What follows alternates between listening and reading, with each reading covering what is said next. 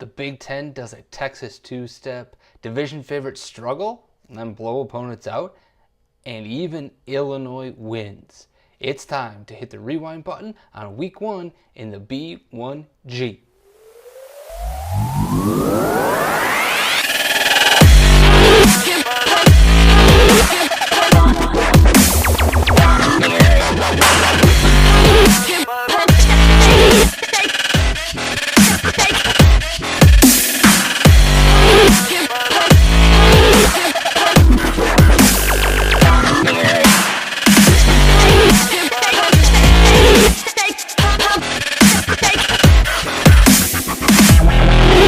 Welcome into the B1G Rewind show here on Talking 10 TV. It's me, myself, and I, Andy Coppins, coming to you here on Talking 10 TV each and every week.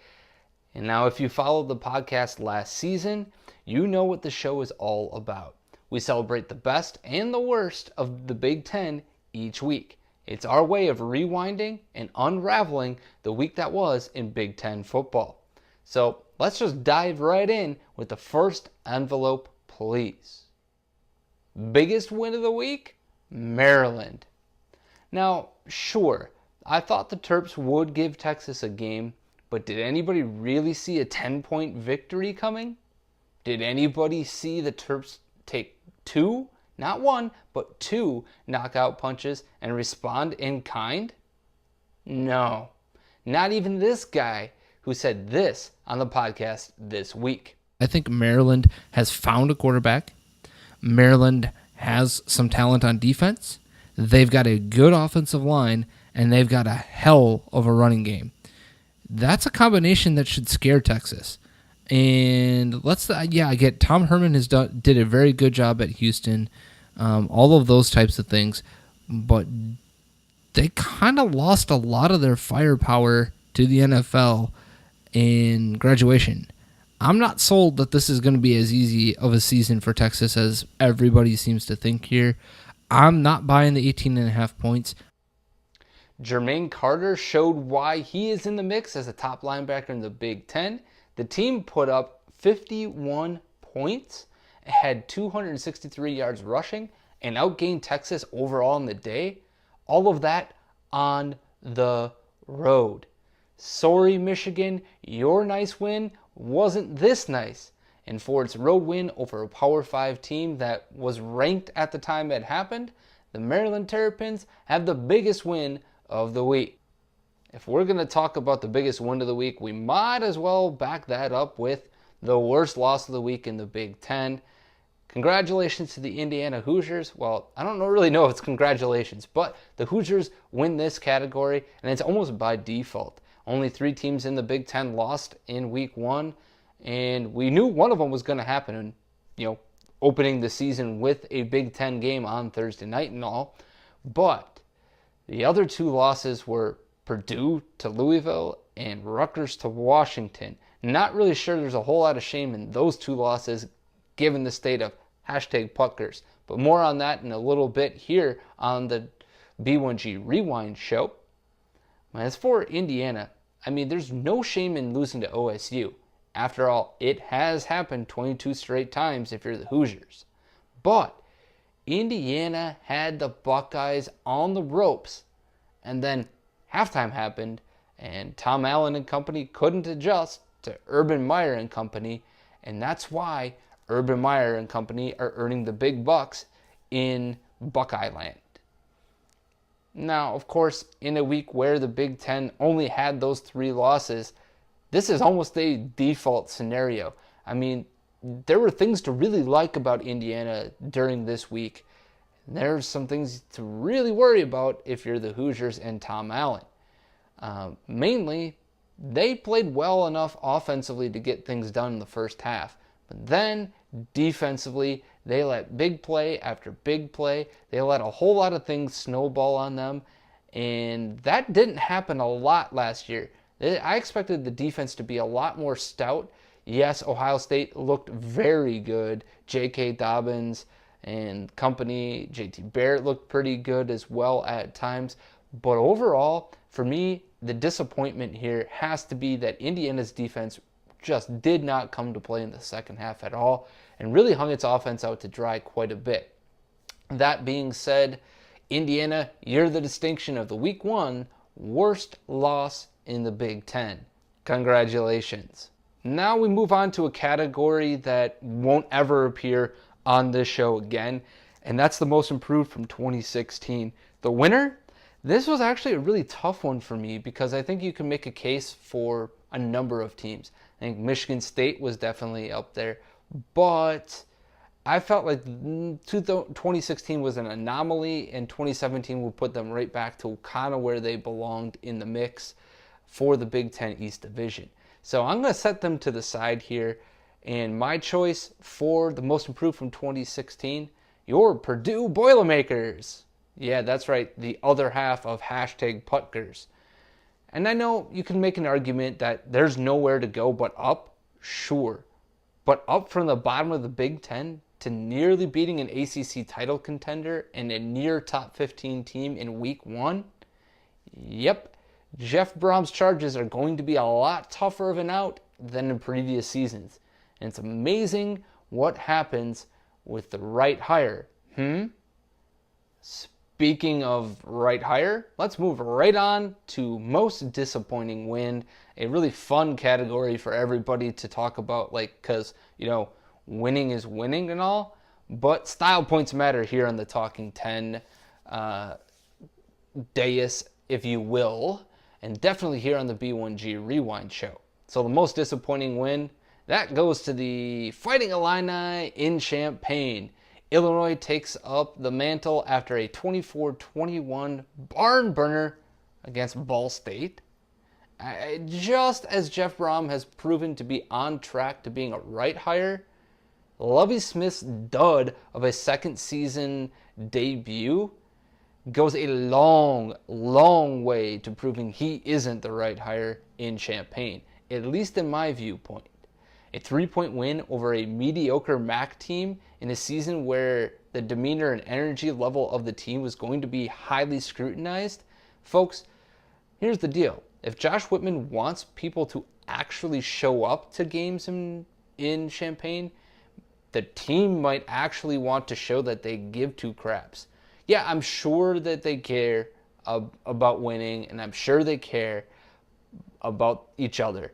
But here's the deal. When you watch Illinois, you might as well put a pillow next to me.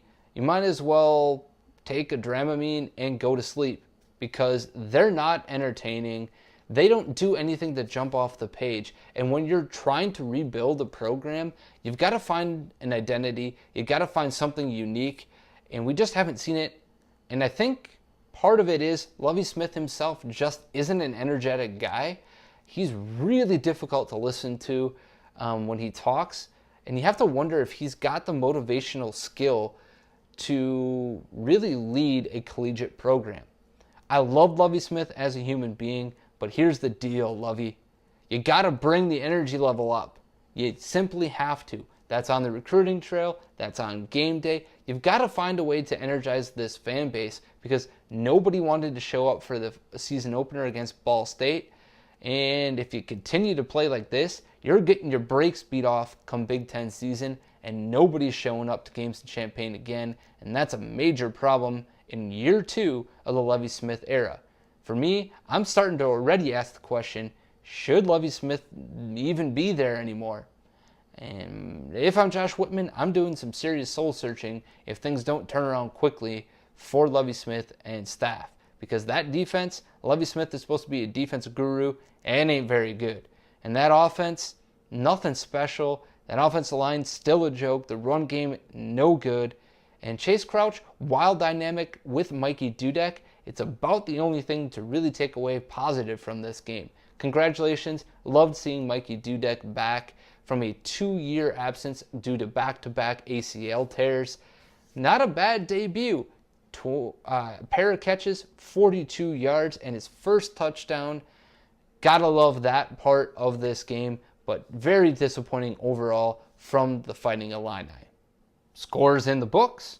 Awards already handed out. It's time for getting serious on the takeaway side of things. My 5 B1G takeaways from week 1. First and foremost, Wisconsin is going to be very dangerous. Got an early scare, and they ripped off 59 straight points unanswered. Did so with a balanced offense and a suffocating defense. Turnovers, 8 tackles for loss on the day. 8 as a team. Look out, Big Ten, because if this was the start for Bucky, it could be trouble for the rest of the West Division at the very least. And more from my thoughts on this win can be seen over at Talking Badgers here on YouTube. Just search Talking Badgers. You'll see the very first thing pop up. Subscribe to that channel as well. My next takeaway, Puckers is no laughing matter anymore. Now, it's no secret. On the podcast, on Twitter, even here on YouTube, we've made plenty of fun at the expense of the bottom feeders of the Big Ten over the last few years. But anyone who watched either or both of their contests, and you probably were a glutton for punishment going into those contests. But what you could have seen, and what you probably saw if you saw one or both of them, is that these teams are making big time strides towards real competitiveness. It's happening quicker for the Boilermakers, in my view, but Rutgers isn't far off the pace either. There's a massive improvement on the defensive side of the ball. 30 points against Washington's offense, that high-powered attack from Chris Peterson company. You have to like what was put on film by Chris Ash's defense. And the offense, it's still transitioning, but it's trending upwards, especially compared to last season, and the bottom of the barrel really being scraped at that point. Now, don't expect either of them to be a pushover in 2017, but don't expect them to, either one of these teams, to really pop up and play at a level where they're going to go bowling. But they'll be closer to that level than they were to the doldrums of 2016. And that's good news if you live in Piscataway, or if you got the P on your uniform or your sweatshirt or your t-shirt or the side of your head or wherever you've got the P of the Purdue Boilermakers. My third takeaway from this week, Michigan answers questions about its youth, sorta. There's no doubt what the Wolverines did in AT&T Stadium was impressive, but let's not forget it happened against a Gators program that had not 1, not 2, not 3, not 4, not 5, but 10 total players suspended. And 2 of those players were their biggest skill position stars. And that had to have made a difference in this contest. It just simply did. Now, would they have been the absolute difference between victory for Florida and what ended up happening? Probably not totally, but if you're a Michigan fan, and I have a feeling there's a few of you out there, personally, I'd want to still see the young Wolverines defense tested against a full-strength squad before believing what took place in Week 1 means everything is going to be just fine in 2017. Now, I think this win was a great first step this season, but I'm still not 100% sold that inconsistency won't bite them against better offenses to come. Sorry, but Penn State, Wisconsin, Ohio State, that's a little worrisome if I'm Michigan right now. My other takeaway, staying in the state of Michigan, Brian freaking Lewerke. I've said it 1,000 times. I've talked to plenty of MSU people, but I'm going to say it again. When Michigan State has a settled quarterback situation, it's a dangerous team. That sure seems likely in 2017 as Brian Lewerke took the reins in the offseason and really did himself plenty of favors in the opener. He completed 22 of 33 passes for 250 yards and 3 touchdowns to 0, a goose egg on the interception front. And he also led the team in rushing. And that could be a sign of trouble for the run game. But let's put that to the side here. Let's just focus on the fact that there's consistency at quarterback. And it's no coincidence that when that happens, good things happen for the Michigan State Spartans. And that definitely was the case today in their nice win to start the 2017 season. And coincidentally, the rookie's dual threat performance also earns him our Talking 10 Player of the Week award.